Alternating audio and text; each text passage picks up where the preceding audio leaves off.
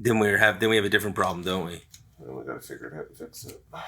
But can we fix it in post? I don't know. Depends how bad the audio is. I don't know. Do you think we're being connected, but like, are we filming this by a jet engine or? Probably not filming it by a jet engine. That would have been smart. Well, I mean, that's usually a good plan. That's usually a good plan. Smack Fathers. They revolutionized the podcast talking about SmackDown and Hooters and Kitchener Airport. The Smack Fathers, they're in the Kitchener Airport and wondering what the fuck they're doing with their lives. And eating wings with bones or no bones. Depends on what you're into. Greg, do you think that we have to talk about our trip as well during this podcast? Yeah. Yes, we do. All right, you're going to have to use your big boy voice while we're recording. You know that, right? All right. You can't just, mumble through this podcast. I can't mumble through this podcast, okay. Whenever you're ready to get going with SmackDaddies. They're in Ontario, and once again, me and Randy are going to go and party with them in Ontario. And hopefully Greg got some sleep, because we know everyone was tired. Fuck Kitchener. So don't keep talking or something. Well, we might have to stop to, use the bathroom, or the doorbell may ring again, or Greg may be counting his 50s and his 60s. I was just trying to put this in my wallet so I didn't lose it or forget it for later. As always, I'm just going to email it to Randy. Okay. It'll make life easy. Because we owe money for tickets? Yeah. That'll be fun. But I was like, if I give him all my cash, which I mean is probably preferable for Randy because I know how he's like. He likes cash? Yeah, but I don't know if there's a bank machine that's not going to charge me $100 to take money out near here. Is there a CIBC? Scotia. Oh, that's too bad. So. I know there's a CIBC machine near here. I think there's one in the Shoppers. Yeah.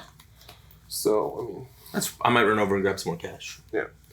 We've been recording this whole time. Sweet. So we can talk about money and drugs and. Good. All right, I got it. Let's start. Hello, friends, and welcome to your SmackDown review for The Hub. I am Brad the Dad, and riding shotgun with me is my tag team partner, Greg Father Feltham. Bless you, my son. And we are here in our hotel room. So I'm going to do my best in post to fix this. I'm still learning how to use Adobe Audition, so I'll take tips from people. But yeah, we also have a time crunch, Greg, because it is 11:09. It is. Randy and Eric will be here probably by 12:30. Pushing one, and then we're heading over to, what is today? I forget. Today's Saturday. This is Elimination Chamber Day, and we're heading over to the Locked In. Okay, yeah, so we'll see Brady and Davey from Poison Rana, and we'll probably see a lot of other podcasters from across Toronto. We're hoping to see old friends and new friends, and shake hands, kiss babies, and bring the peace and positivity of the East Coast podcasting champions of the world across Toronto. Yeah. It's funny doing this in person, because I don't think in all the years we've done this, we've only done this once before in person, and it did not go well because of technical difficulties. Yeah, we don't do this in person a lot. You're right. Yeah, once or twice, that's about it. And we live 15 minutes away, but usually we're recording it at a god-awful hour. That's true. So here's the thing. We have done it more in person because remember we did our road diaries when we went to Boston. Oh, that's right. We did that one, and then we did a run-in on an AEW podcast and a few other things. Yeah. So yeah. Speaking of road diaries, so we're going to get to SmackDown. I will try and remember in the notes. So we're starting our road diaries, Greg, at 3:27 ish. All right. Because I'm going to have to put in music and stuff in post. All right. Sounds good. So I don't have my soundboard, so we'll probably have a lot of sound effects in this, just some fun music in between. Okay, so Greg, yesterday, the 28th of February, we were scheduled to fly out of Halifax, Nova Scotia, heading for Toronto. Yes. And you picked me up at? About 20 past 4 in the morning. Okay. Because our flight was at 6:30 to go to Ottawa. Yep. To make it to Billy Bishop here in Toronto. Okay. So we were doing the cow patch as it was. And so Greg picks me up. Right. That goes smoothly. Yep. I even picked you up early. I was there. I was waiting for you. Everything was good because I got up at 3:30 in the morning, grabbed a shower, and Got ready to start my day. So I did not get a shower. I did not shave. Fatal flaw. Fatal flaw. I went down and had what my slightly racist friend from rural Nova Scotia would call a Puerto Rican shower, which was basically I took a face cloth and wiped myself down, and took a baby wipe and wiped myself down. Excellent. Mm-hmm. And then I put on some deodorant and I brushed my teeth and I jumped into Greg's car and we got to the airport, parked. Yep. Park and ride was great. Mm-hmm. Mm-hmm. And then we got to the airport and we're sitting at the terminal. Yep. And you made a fatal mistake, my friend. I did. I made a fatal mistake. It's time for you to make your confession. Yeah, my confession was our flight plans had us getting here to Toronto at about 10:30. I prearranged with the hotel for us to have an early check-in. We could come here, have a nap, kind of rest up before we knew it was going to be a very busy day yesterday. And I explained said plan to Brad. And I sat on the plane chatting with the guy next to me, and we were talking about wrestling, and we were having a great day. You definitely were. I had my headphones on, I had How I Met Your Mother on, I was getting ready to probably have a nap. Was hoping, once they closed the doors and pushed back, I would be all good. And then they started the port engine on that propeller. That Beechcraft, the propeller, and then it shut down. And then they started it again, and it shut down. And then they started it a third time, and it shut down. So... Oh, don't worry, Greg. You just keep I keep talking. All right. So with that, the captain comes on and tells us, hey, listen, we're getting an indication off our engine. We need to get our maintenance team to come out and take a look at it on a kind of wet and rainy Friday morning as we sit on the plane. And after that point, or once they did the third restart of that engine, I said to Brad, I'm like, we're not going to Toronto. 100% said, we are not going to Toronto. So the maintenance crew came out. They lifted up the engine, tried to reset that check engine light that was going on that plane, and he came into the plane and told the captain, nope, this needs to go to the hangar. And so they decided at this point they were going to offload all of us, offload our luggage, and had us go inside and wait at the gate for further instructions. And I know full well what that is code for. You're screwed. You're screwed because they told us, hey, your luggage is going to be downstairs in the arrivals area, on the arrivals belt, which means you're leaving security. So I was like, all right, we are done. And we had to then wait for the rebooking from Porter to get us to Toronto. Oh, I still have that on my phone, just so you know. Okay. Yeah.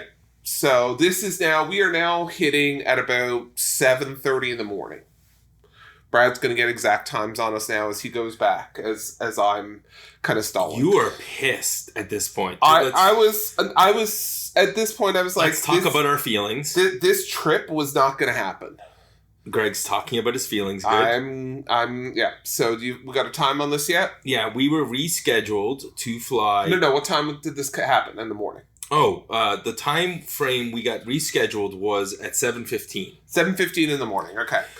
So we get our emails and we find out, okay, you're not leaving till tomorrow. And we're like, okay, well, maybe we can still make this work. It's like, okay, you've got an 8:15 flight tomorrow morning to Trudeau in Montreal. So not ideal, but like, okay, we can still get there and make it in time and everything is good. And then we see the the Montreal to Toronto leg of this trip. And it doesn't leave Montreal until like 8 p.m. and gets into here at like 9 p.m. or something ridiculous, right? Yeah, we were better off at that point taking the flight to Montreal and driving. We were better off at that point driving to Montreal, saving the flight money, and sleeping in Montreal and driving to Toronto. Like, that was a better option. At this point, I'm saying to Brad, like, Brad was legitimately trying to, let's rent a car and drive the 16 and a half hours to Toronto. And I'm like, dude, we are now pushing 9 a.m. If we had started this drive at 4 and, like, I'm now most of my way through the mid-province of New Brunswick, we could be talking about something different. But right now, I do not have it in me at 9 o'clock in the morning to get ready and leave and drive to bloody Toronto. So what we decided... So then, So at this point, we go and visit the nice people at Porter at the desk because the people on the phone line were useless. Absolutely. And the nice lady there says she can't really do anything. They don't book there. But she said, try calling again. So Greg and I go back over. We said, we're calling. And then this nice lady comes wind sprinting because we've told her our whole story. We're going to meet Randy and Donnie and Eric and all of the people that I should have gone like Randy and Eric and then Donnie. No offense, Donnie. And Jimmy later. Like we're going to meet the guys from Poison Rana. We might see the guys from Post today. Who knows? Who knows who we're going to see? We were just really excited to come and see our friends and give hugs. And we have never been in the same place at the same time, all together. It's never happened. So now it's about to happen. And it doesn't. So at this point, that lady, I've told this lady that my whole heart, like Greg and I story, I'm almost teary. So whether I'm actually teary or I'm just crying on cue, I don't really know. But the point was that she came wind sprinting over and said, hey, Flair has some flights. So immediately I start to look at the flight. Greg's still on hold. And then when he gets off hold, he tries to book the flight. And it turns out that the flight that I booked to Toronto... Yeah, Brad managed to get his booking in from Halifax to Toronto on Flair. So he was getting here, which was fine and good. And as I go to select my seat for Toronto, the date doesn't exist. And then we realize that he can't. So we run over to the Flair Airlines people, and they explain a few things. Like how Toronto's flight is oversold. So that's why Greg can't get on. So I can't book it because there's no room left on this damn thing. No room left on the damn thing. So, but the good news, Greg, is that I paid slightly more than you did. Yes. And I got the flight to Toronto. However... What they did tell us is that there's a flight to Kitchener-Waterloo from Halifax on Flair. Now, I'm hoping you're sat down at this point, because if you didn't know Kitchener-Waterloo had an airport, neither did they. Okay, so if you noticed, if you knew there was a Kitchener-Waterloo airport before this podcast, I want you to put just a K in the chat below our posting. Because no one knew about this freaking airport. There are people who live in Kitchener-Waterloo who do not know this airport exists. Anyways, it was fine. It's not an airport. Okay. We'll get to that. Dude, spoilers. We'll get to that. Anyways, eventually this nice lady, even though the call center didn't open for another 2 hours, calls into somebody, gets me moved to the same flight as Greg. So what's really funny, though, so I'm there at the desk trying to make the booking on my phone, and this lady, she's like, you look real familiar, like I know you. So I have this connection with this random lady at Flair, and then so she's like, okay, like there's lots of empty room on the flight to Kitchener. And, you know, the initial agent told Brad, you've got to wait till 10 o'clock for a flight that leaves at 10:50 to see if someone in the call center could do it. But this lady, she took pity on Greg. She took pity on Brad. And she's like, let me see what I can do. So I booked my seats on Flair to Kitchener-Waterloo. She managed to pull some strings, get Brad reassigned to Kitchener-Waterloo. And with that, we let Randy and Eric know that, hey, listen, we're going to be going to Kitchener-Waterloo. Heaven help us. And so that's where we were headed to make this trip happen. So, and the other beautiful thing was, Greg is missing it out. And I may try and make a t-shirt when I get home. I am officially now Gregory's emotional support human. That's very true. Yeah. That was the lady's way. She's like, when I call in, Greg, you are very anxious about flying, and you need to have Brad on that flight as your emotional support human. So Brad this weekend is Greg's emotional support human. Normally, I have an emotional support dog who is abandoning me right now. But, Brad is my emotional support human for the weekend. So, and if you're getting bonus sound effects of us slurping and drinking, we're not using the mute button, so screw it. Yeah, screw it. Anyway, so we get to the bustling metropolis of Kitchener-Waterloo, and I'm chatting with this nice lady who's from our neck of the woods. She's originally from Antigonish, Nova Scotia, which you can Google. It's the St. FX University. Fine town. Great place. Mm-hmm. And she says there's a private airport that flies people who go to golf into rural Cape Breton. Mm-hmm. And this little place called Port Hood. Yep. A blip on the map. And she says the airport at Port Hood is bigger than the airport we're going to in Kitchener-Waterloo. This is a fact. It was definitely a fact when we arrived there. But we were at the Kitchener-Waterloo International Airport, Gregory. Yes, as we get ready to land in a farmer's field in Kitchener-Waterloo, they come on and tell us to collect our baggage in the domestic arrival terminal. And I'm like, what in the actual fuck? This place can't have a domestic and international arrivals because it's the middle of fucking nowhere. Like, I was expecting our luggage to be in a farmer's barn. Like, this literally is where we are in the middle of nowhere. Okay, and in fairness, later in the day, we end up at a bar having supper with the boys, and the bar we were at was bigger than the domestic terminal arrival. And had more food options. Yeah, there were. So we arrive, we come out, we go outside to walk down a ramp. Yep. And then we walk into the terminal. There are 2 places where you can pick up baggage. There is 1 car rental, 4 vending machines. Yep. 1 selling Pepsi products, 1 selling Coke products. Right. 1 selling a variety of chips and chocolate bars, 1 selling slightly healthier things. A place you can pay for parking. A male and female bathroom with, I think, about 2 urinals and 6 toilets. I don't know for the women's side. There was 2 toilets and 3 urinals in the men's. All right. And then we're going to say about the same number of toilets in the women's. And that's it, dude. That's it. It was nothing. There was nothing there. The ramp to get out of the place wasn't wide enough for you to put 2 people on it at the same time. We died laughing. And then we fought through the crowds of arrivals and found the MVP of the trip so far, Eric Blondone. Yes, right. Who drove from Milton to Kitchener-Waterloo after he had to Google the place to try to find it. And we drove by their value parking lot at the Kitchener-Waterloo Airport, which is literally an unplowed parking lot that no one is in because no one knows the fucking airport is there. And 10 abandoned houses. Yep. It made us feel really at home because it was like rural Nova Scotia. It was something. So anyways. And by this point, we're now at about 12:30 Eastern. And so we drive over to Casa de Randy. We pick Randy up. And then our day begins. Then our day begins. Yes. Then our day begins. Yes. There's the ceremonial exchanging of gifts. That was. Yes. Yes. Hospitality is had. Yes. Yes. The boys are enjoying. We'll leave that. Maybe the boys can talk about that on their podcast. But there was definitely some exchanging of some gifts. Yeah. And we then had some delicious beers, and then we went over to... So I've never been to a Hooters. I'm making this confession right now. I had never been as well, but I had myself and Randy and Eric conspired a little bit. And all I've told Brad at this point was that we were going to go to a location for food where we could scout future WWE superstars. And Brad had no idea what we were talking about. No, I'm very naive. And so we went to Hooters for wings, and the guys may have gone for something else. I don't know.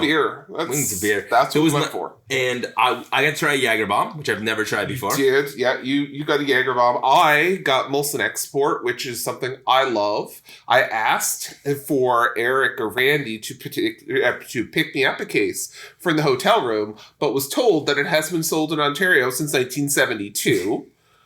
Yet, I go to Hooters and I'm able to buy it. So I don't know what the hell they're on. And Donnie joins us, and we get to meet Donnie for the first time, which was lovely. We heard a little bit. We heard some great stories, and we talked about what to expect later in the evening. Donnie kind of gave us an insider's perspective, because if you don't know from listening to the main show, Donnie is usually on a Friday night, especially when the show's running, at Superkick'd. Yep. Mm-hmm. But Donnie was on media duty last night, so yes. We went over and watched the booking of Superkick'd, which was a live wrestling show. Yes, we went to Superkick'd last night. So at this point, we left our hotel room at 7 because we were told Donnie told us the show was at 7. And we had to go and go to a store for Randy along the way. So we were like, okay, cool. By the time we get there, it'll be 7:30. It'll be fine. We'll miss the first, maybe match or so. But sure, it'll be fine. And by this point, again, I got up at 2:30 Eastern. So at this point, I am now starting to feel the effects of the day. And Greg's getting grumpy. And Greg is getting grumpy. and more grumpy than usual. Like yeah. I hadn't even started SmackDown at this point. And I started getting hyped. Brad was definitely the hype man, but I was at this point starting to be like, okay, I'm kind of starting to get done. That nap that I'd wanted earlier in the day that I didn't get, I really needed. Like, I probably full on toddler. And I tried to sleep on that flight, that Flair flight. I just could not get myself comfortable enough to sleep. But so this is the difference between you and I. I probably got a solid. I got chat with the nice lady from Antigonish, but she said I was asleep until probably we were about 45 minutes left in the flight. So I got over an hour and a half of sleep. Yes. And that is the difference of today. Also, my meds had worn off at that point. So I was all like, wee! Yeah. And I realized in hindsight, I had Red Bull. It did give you very nice. Yeah. No, I had not. And at this point, we get to Superkick'd at 7:30, and we stand outside in what we call a Toronto snowstorm, apparently, as that's what we kept hearing about, this big snowstorm that was going to hit Toronto yesterday. It was hail, dude. It was hail. And we stood outside in the hail for an hour, waiting for these doors to open for the 8 o'clock show, not 7 o'clock show. This is when I wish Donnie was there, because Donnie's a friend. He would have let us in. He may have misdirected us, but in his defense, if he arrives at 7, Donnie gets into the building. But we're just guests. So we stood outside in the cold for an hour, which was fine. I was okay with that. And then we go inside to watch Superkick'd. And it was a very... You're missing the very best part. Before the show started, we got to meet the one and only Lincoln Allen. We did, yes. Crazy Kyle came out to greet us for a moment. Kayfabe. What? No, that's his wrestling name now. I know he's Crazy Kyle, but Lincoln Allen is the technical producer for the main show, and he was so cool, and it was so nice, and he was like a little bit he broke kayfabe a little bit. He's like, hey boys, I wasn't supposed to wrestle tonight, but you're in for a treat. I'm going to be wrestling. And I was like, yes! Yeah. You get to see professional wrestling. He was in the semi, yeah. It was good. So, we go inside and we all gather around the rail and we stand up there at Superkick'd for, I don't know, we were there for what, 2.5 hours? 3 hours? It was a great show. So and I will say, the best part about Superkick'd was the atmosphere at the beginning. They have some libations going, and they have music, and it's kind of like a club. You come out, you hang out. It's in the artsy part of Toronto at the Great Hall, and there's a lower section where it's general admission, so you stand around, you get to be close to the ring, and then we were up at the upper balcony, and we watched a series of matches. I don't want to go through match by match, but I think we could go through some general impressions of the show. Yeah, we can. So we get there and we see a title belt suspended above the ring. Ooh, yeah. So we're getting a ladder match. We see one ladder set up and literally this title is suspended, I would say maybe 10 feet above the ring. Like, someone who was tall probably could have reached that belt without the ladder. Like, legitimately, it was not that far. And the ring announcer actually made a joke about that when he did the announcement of the ladder match. 700 feet! 700 feet above the ring. But yeah, it was... It was so low that it literally got hit through the night by people doing moves. And the big ladder they brought out for the big spots at the end of the ladder match. That literally caught it on the belt. But, you literally could have... You had to... If you had gone to the top of that ladder, you would have had to crouch over to bend down to get the damn thing. Like, on the big ladder? For sure. Highlights, tag match was really good. It was really good. The local workers were great. Women's match was... There was a young lady there... There was 2 wrestlers in the match, and there was one other lady there that she was really good. Yeah, I don't know her name, and I apologize because I couldn't hear a lot of the announcing there. The volume was too high for the music for me to be able to determine what was being said. But she was fantastic. I know her opponent was Taylor Rising, so it was the lady who fought against her. She's got it, honestly. I really, really liked her. And I think that you could see her moving to, kind of next level very soon. And it was, and then the main event was a pretty good match. Semi-main first. Oh yeah. Let's talk about, semi-main. Yeah. The semi-main was supposed to be Durag. It's supposed to be a character named Durag taking on the 420 champion, whose name escapes me. But they, what is it they called him? The Hemp Break Kid, Sean. No, Chris Chambers. Chris Chambers. I was going to say, I want to say Sean Chambers. Chris Chambers. And that was a very good match. And it was a great, you can see, Lincoln Allen is working on his craft. And he was excellent, though. You got the most expression out of Lincoln. Yeah. And he is Durag's protege. Yes. So with Durag injuring his ankle in extracurricular events. Yes. Crazy Kyle, as he was wrestling as last night, was there.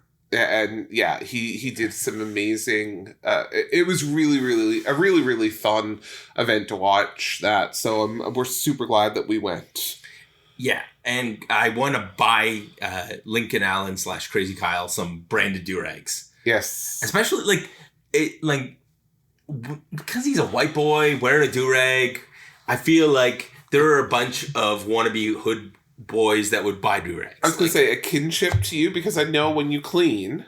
Yeah, I wear a Durag. Yeah, I'm a Durag dude.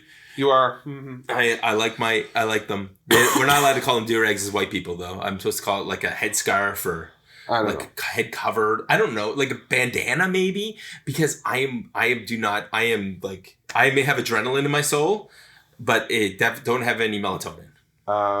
Sure. Greg's like, please change the subject. This is too awkward. Shall we go into SmackDown? Do we have to? Yeah, so so at this point of the evening, we are exhausted. Myself and Brad are kind of wiped. So we grab an Uber back to our hotel room. Randy and Eric, we bid them goodnight. We come up over the stairs and within 15 minutes of hitting the room. Okay. Oh, dude, I didn't. You were very generous. You said 15 minutes. You had to set up your CPAP, and I literally just went and grabbed my earplugs and my night mask. And I swear to you, I was gone. I quickly called my wife just to let her know, hey, we're home and ready to go for the day. Heading to bed. It made me look bad. I'd call him. You know how I feel like we should grade this SmackDown, Greg? But it was after midnight. Oh yeah. Sure. I mean, we were kind of taking notes and stuff as we went. No, it was 11:30 things. But yeah, okay. Because really, this show comes down to. I mean, I say it's unfair because during the beginning of the show, we're much more focused as we're eating and taking notes. But near the end of the show, it dragged. A little bit. Yeah, it did. So normally we do a speed round, but we're way past speed round time, Greg. So let's just roll through the show. We're not going to give you the most detailed notes because we definitely are not taking the most detailed notes. And also I'm realizing I still got to edit this before the boys get here. So let's talk about the first part of tonight was Cody getting a room upgrade. Yes. Cody arrives tonight and he's been informed that he gets his own private dressing room. Yes. And shenanigans. And this is one of the two through lines for the show. One is, what will Cody's decision be tomorrow? Right. And the other through line is, I think Shinsuke Nakamura couldn't make it to Canada, so we had to come up with a one-night tournament for the U.S. title #1 contendership. And I'm fine with that. So Trish Stratus is here in her hometown, and she is in a Toronto Maple Leaf shirt, Greg. Yes, and this is where Brad looks at me and says, well, Trish isn't going to win because she's wearing a Leafs jersey. But bump. I'm not adding sound effects in either today. No. Joe. So there's lots of jokes about that, and then Tiffy comes out in her Toronto Maple Leafs jersey. Dear God, and yeah, this is when you're like, okay, is it Tiffy time or Trish time? It's Trishy Tiffy time, and they're doing it in sync. They kiss the jerseys, they throw them away, which is what everybody should do with the Toronto Maple Leaf jerseys. That was the best part. Once they got rid of the Toronto Maple Leafs jerseys. The winner is Chelsea Green, who comes out in her half American, half Canadian gear. She gets a big reaction, but then she starts healing on the city, talking about how, there's no winners in this town, comparing herself to Austin Matthews. Yeah. And Austin Matthews, unlike Austin Matthews, she's actually a champion. Yeah, love it. So there's a match here, but I realize this is like the first of 4 or 5 schmozzes on the show. Yeah. But it was what it needed to be. So the heels come out and attack. Nia Jax and Candice LeRae attack and beat up everybody. And Chelsea's there. but she really rolls out of the way. The only other thing that we didn't cover was the fact that Piper Niven, dressed as security, was dressed as a Mountie tonight. Yes, and was missing the electric cattle prod, and that made me sad, because I think she should have had the Mountie's cattle prod. She had a cattle prod. It was just a little whippy one, not the big zappy one. No, she needs the electric one like the Mountie had. Anyways, there was no match here, and this basically set up a big spot where we were going to get a moonsault, and Nia staves Candice, and the heels retreat. Yep. Great. So one night tournament, as we alluded to, we're going to get 3 singles matches that lead to a trios match, and couldn't remember. I didn't write any of that down, so let's just keep going to the fact that Greg and I went on a side tangent about how we want R-Truth to tag with John Cena. Yes, because this is where we get to the backstage part with Cody Rhodes in his cocktail bar, and R-Truth is in there, just eating up shrimp and sushi and everything else. And God, I love R-Truth. I'm so happy he's on our show. Just so happy.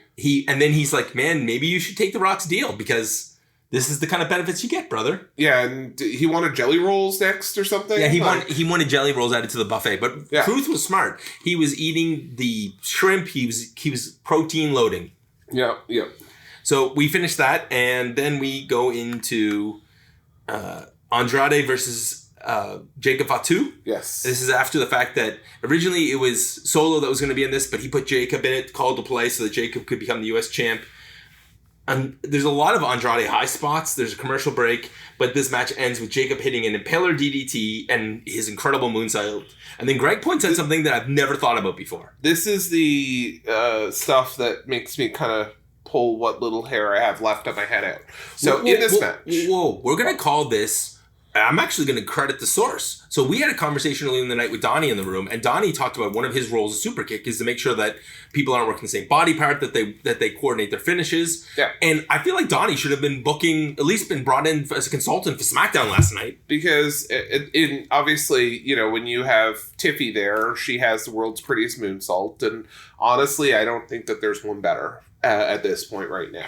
But there's one more devastating, and I think Jacob's definitely just because of his size. Definitely. But Andrade hit his own moonsault in this match. Yeah, he hit his double moonsault. Andrade hit the double moonsault. Fatu hit a moonsault, and it's like, okay, but who's going to be the moonsault person? And it should be Tiffy at this point. That's her move.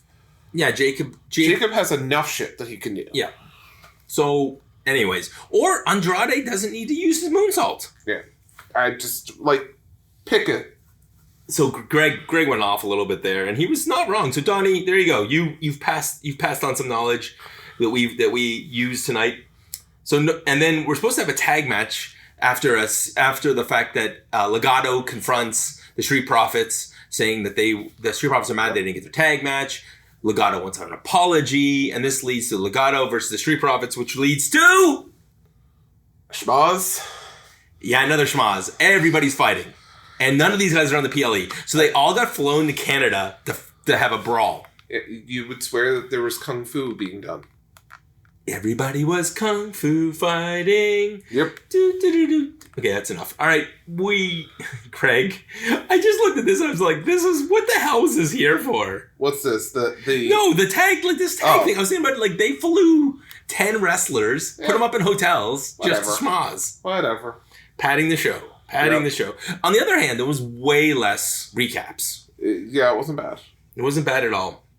So this is where we have Cody and Drew meet in the back, and Cody says to Drew says to Cody, really explains to him, you're not this kind of guy, you shouldn't sell out. It was very interesting to see kind of heel and face dynamic there. Yeah.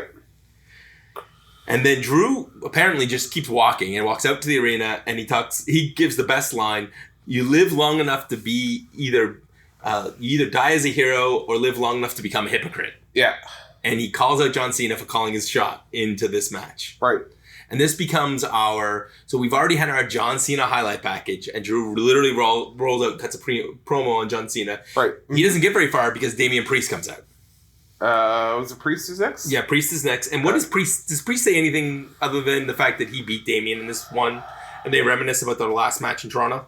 I don't know. I was going to say Damian Priest interrupts Drew and says that our Truth's behavior makes more sense to him than McIntyre's. Yeah.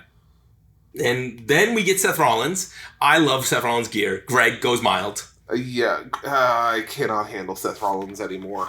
Why don't you like Seth Rollins anymore? Listen, when the wife is a better wrestler and frankly has much better gear, then you're just mid to me. Sounds good to me. At this point, if you're going to have Seth Rollins out, you have to have CM Punk out. Yes. And CM Punk comes out, and he's going to win the Elimination Chamber and make his way to WrestleMania. Right. Mm-hmm. After Seth said he's not talking about the past. And then Seth immediately starts talking about the past because he's fixated. He's like, anybody else can win, but you're not going to win. Drew McIntyre is sitting on the table, and Damian Priest has been calling him out for being a Punk ripoff. And those two are arguing. And then all of a sudden, John Cena's music hits. That's right. And the crowd goes wild. But, come on, Greg, finish it. And then Logan Paul comes out. And the crowd goes even wilder. That's right. So I'm putting this out here. There was nothing Logan Paul said in this promo that made him a heel. Yeah. Paul refused to address CM Punk. He made fun of Rollins' attire and says Damian Priest is irrelevant, and ran away after Punk tried to chase him. And he called out John Cena for being a part-timer and that he's a full-timer. Yeah. And he made fun of the Toronto Maple Leafs, which, frankly, outside of the GTA, makes everybody else smile. Easy picking. And we all agree. We're all nodding our heads. Low-hanging fruit. Low-hanging fruit. Mm-hmm. And that was it. And then he got out of there, and that was the end of that segment. It was perfect for hype. And Logan Paul is my new favorite wrestler. He's something. We'll see him tonight. Elimination Chamber kickoff had led to a fight, which is going to lead to a 6-woman tag. Owens and Zayn promo. No, first you got the LA Knight and Santos. Oh yeah, I forgot that one. This is where my notes started drifting off, and all I wrote for this one was Logan Paul hits. LA Knight. LA Knight hits a stunner, a cutter out of nowhere. Yeah, they called it a BFT out of nowhere. It looked more like an RKO out of nowhere. Yeah. This Louisiana Knight beat Santos Escobar. And I feel so bad for Santos because he's a good wrestler, but also it was not a good night to be a Latino in Canada. Apparently, like being a Latino in Canada, there was not a lot of wins for them last night. Nope. Greg's not going to jump into this discussion. Just going to leave that. Leave it there on the floor. Yeah. So this is where we get Owen and Zayn. Greg. Yes, this is where Sammy comes out. Yeah, and Sammy's in his arena. He's getting a big applaud, and he knows that... Hold on. The first thing I noticed was while Toronto is, singing Sammy's song, it's nothing compared to Sammy in Montreal. That's because Toronto doesn't know how to sing for joy. Toronto does not know how to experience joy in a hockey arena. That's for sure. Not since television was in black and white. And then barely. Horse and buggy. And back when trolleys ruled the city and there was no skyscrapers, no Sky Dome, no CN Tower, all of these things. And the Maple Leaf Gardens was still the place where wrestling and hockey was king. Yep. So nothing really happened in this promo other than Sammy pouring his heart out. He wants to face Kevin face to face so they can say it. And Kevin is already over in the Dome cutting his promo, and he is not going to feel sorry for what he does. Nope. He is not going to apologize, and he's not going to take care of Sammy's family. Correct. And Sammy then rebuts, says, "The reason you're not supposed to say you're nervous before a big match," but he was nervous. He was nervous because he's going to do things to Kevin Owens that he's going to have to learn to live with for the rest of his life. Yeah. And he already is filled with regret for how much he's going to hurt Owens. Yep. This could be, Jimmy called it on the main show. I think that this is going to be the best show of the night. The best match? Yeah, absolutely. Absolutely. I have no doubt. I'm excited for this one tonight.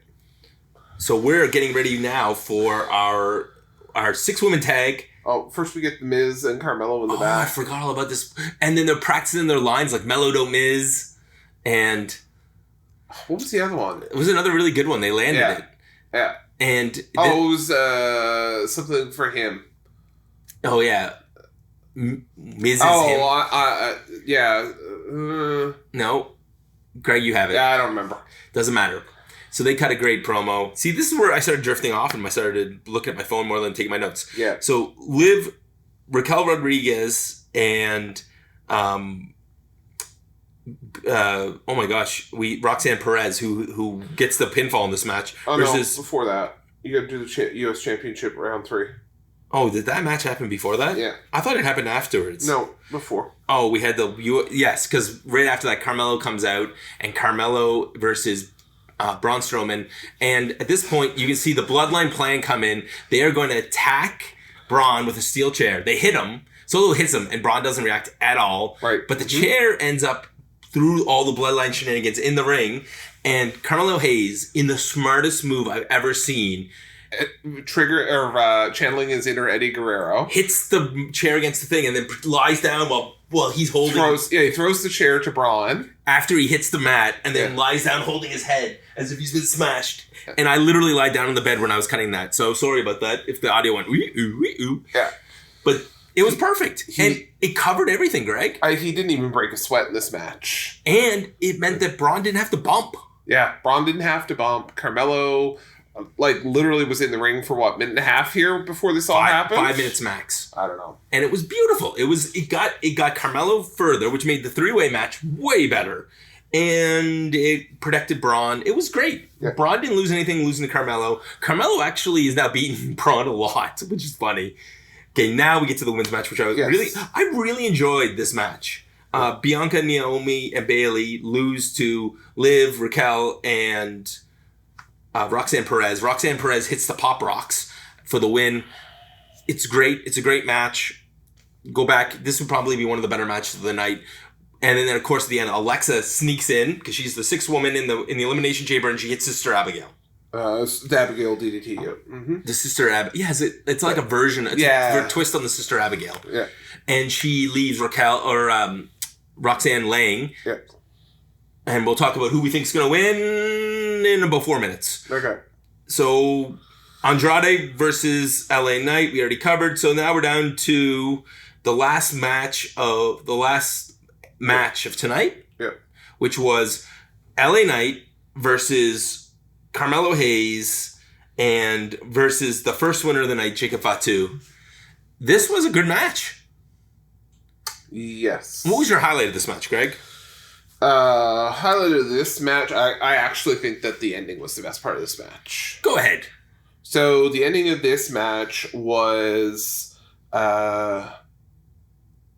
Jacob Fatu hits his beautiful moonsault again, right? Moonsault number 5 of the night on Carmelo. LA Knight pulls him out. He's going to pin Carmelo, but he's near the corner. So LA Knight grabs him, pulls him out of the ring, throws him into the steps, or is it didn't even manage to throw him really anywhere. Just pushed him out of the way, basically, and then dives back in and gets the cover, and then runs away as fast as humanly possible. Boots it out of there. So it's great. Yeah. And so LA Knight, so nothing changes. LA Knight still gets his U.S. title match, but now it looks like he beat basically most of the mid card in order to earn his title match.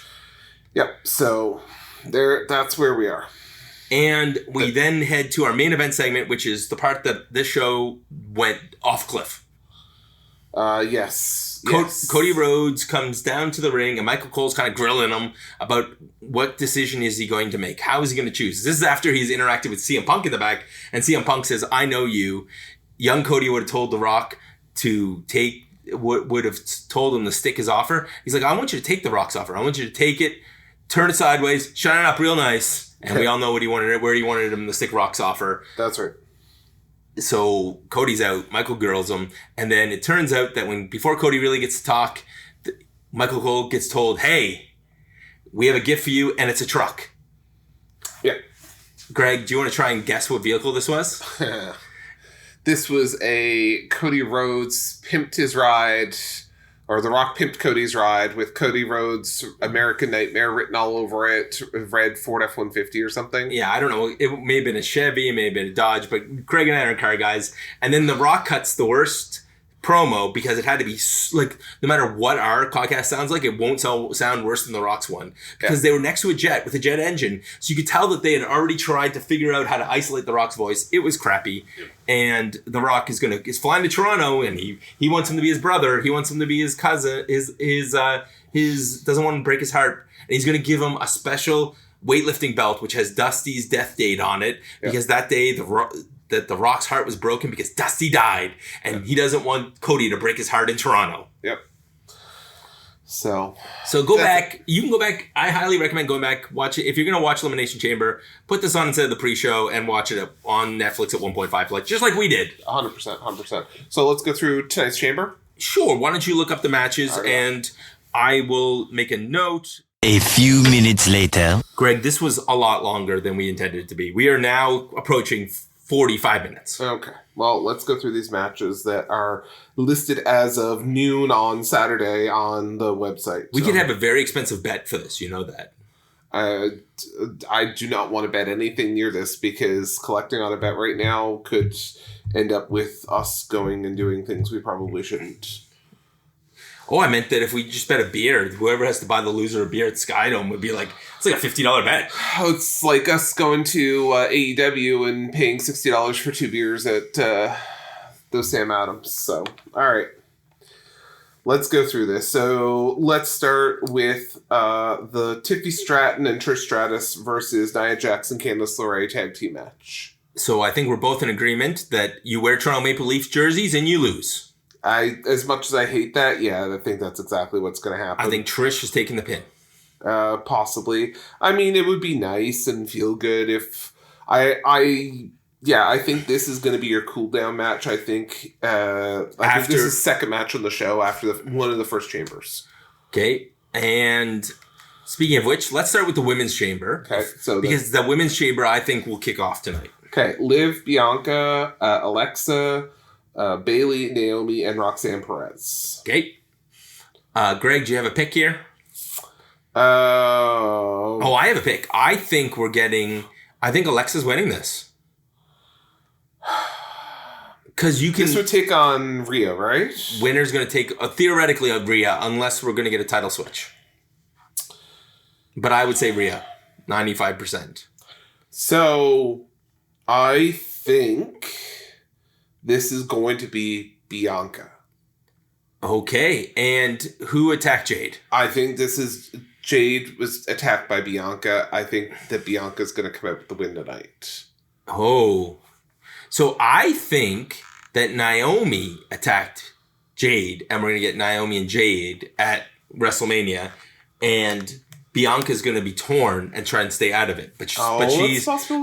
She could go on to fight there. But I think it's going to be Alexa Bliss because we're going to get some sort of Wyatt involvement, and that's how the spookiness can help her deal with the fact that would be outmatched by Rhea Ripley. See, I think it's going to be Alexa and Roxanne moving forward.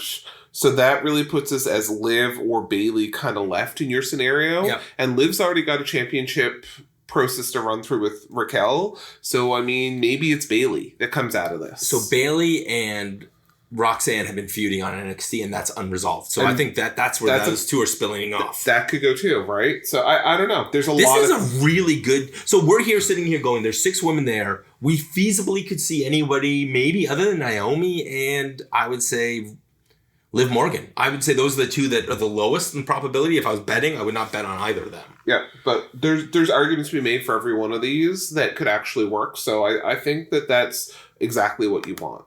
So next we talk about let's leave the men's chamber match till after we talk about the street fight. The unsanctioned match. So this is Sammy versus Kevin. We're calling it, it's right, it's unsanctioned because a street fight is one thing, unsanctioned is different. So how does the match end? Because I think that determines who wins. I don't know if we know. That's the problem. So I'm thinking I like the idea I heard on the main show with Jimmy and Donnie. I think Donnie and Jimmy talked about the possibility that this is where Orton appears, and that's how Sammy wins. Possibly. Or this is Orton appears, he takes out Sammy to go after Kevin. That's another possibility. Right?